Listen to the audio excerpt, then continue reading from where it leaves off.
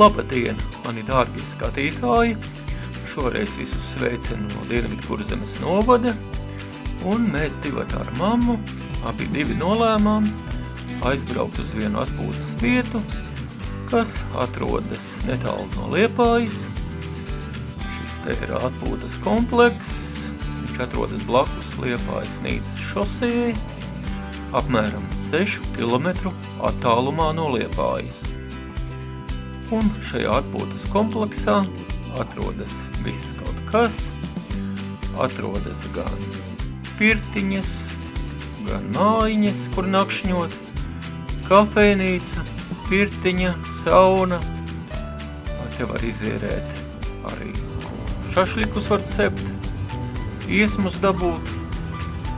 Un te ir arī bērnu laukums, te ir tāds kā mazs mini zoodārziņš, bet to visu es parādīšu.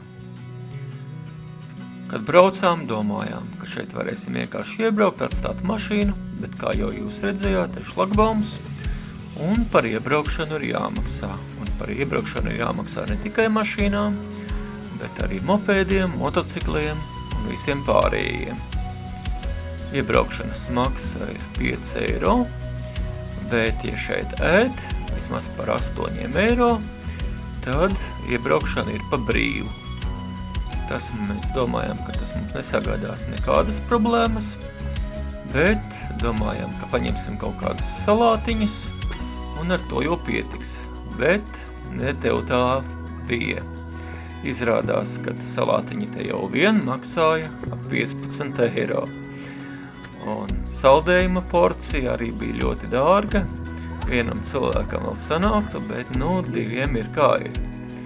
Bet par to nav ko brīnīties, jo Jūrmalā jau visur tādas cenas ir. Mēs paņēmām kafiju un salasījām tā, lai 8 eiro sanāk. Un varējām vismaz šeit pastaigāt, paskatīties un apbrīnot šeit visu, ko cilvēku roka ir izveidojusi. Par cik šis atpūtas komplekss atrodas ļoti tuvu jūrai, tad aizgājām arī līdz jūrai. Jā, šo vietu sauc par Verbeļniekiem. Un šeit ir tāda ļoti skaista pludmale, kā jau jūs paši redzat. Pa labi atrodas Liepāja, pa kreisi atrodas Nīca. Tālūk, šajā dieniņā izskatījās pludmale. Jūra bija ļoti mierīga, šādas dienas ir ļoti retu reizi. Liepā īsti redzēt nevar, kaut gan ja ar nebruņotu aci skatās, tad principā var pamanīt labāk šo to, kādu tornīti jau var redzēt. Došana ar kājām pa kādām stundām dzīvām noteikti var aiziet. Ja ir kāds ātrs rikšotājs, var aiziet daudz ātrāk. Šis lūk ir Laipēdas virziens.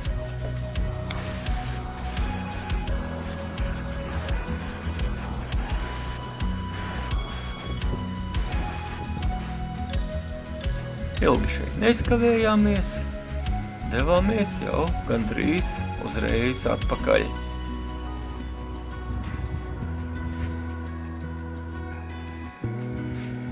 Personīgi man, tad, kad atrodos pie jūras, gan Liepājā, gan citās atpūtas vietās, stipri pietrūkst saldējumu. Es atceros kādreiz senākos laikos, kad aizbraucu uz Bulduriem, tas bija Jūrmalā, vai kaut kur uz Skultes pusi pa Rīgas Jūrmalu. Kādreiz jūras krastā stāvēja zem lietusarga tantiņas, visādas tirgoja saldējumu. Tagad tā nekur neesmu vairs redzējis. Ja ir, tad ir tikai kafejnīcas, un kafejnīcās saldējums maksā ļoti dārgu naudu. Un tālūk izskatās šī vasaras kafejnīca.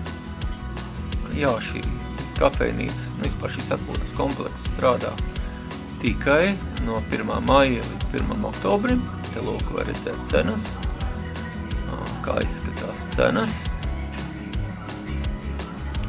Tā ka pa 8 eiro šeit atrast nevar neko. Tā, lai samaksātu par izbraukšanas maksu. Bet kopumā vieta ir ļoti skaista.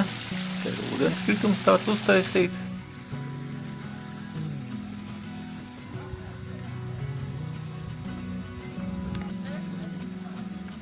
Cilvēku bija diezgan daudz, jāsaka. Šeit ir tas mini zoodārs ar trušiem, trušu mini zoodārs.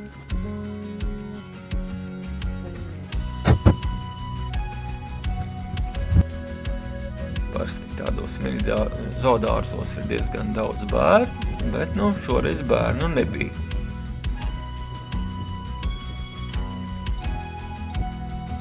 Diena bija ļoti skaista, un pastaigāties bija liels prieks.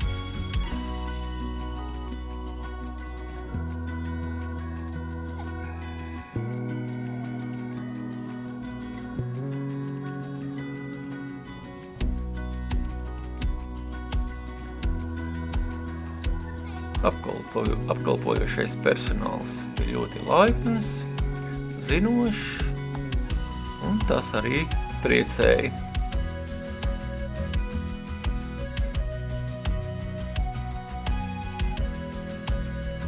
Tad, kad tu esi samaksājis šo te iebraukšanas maksu, tad tu vari staigāt, izmantot labierīcības.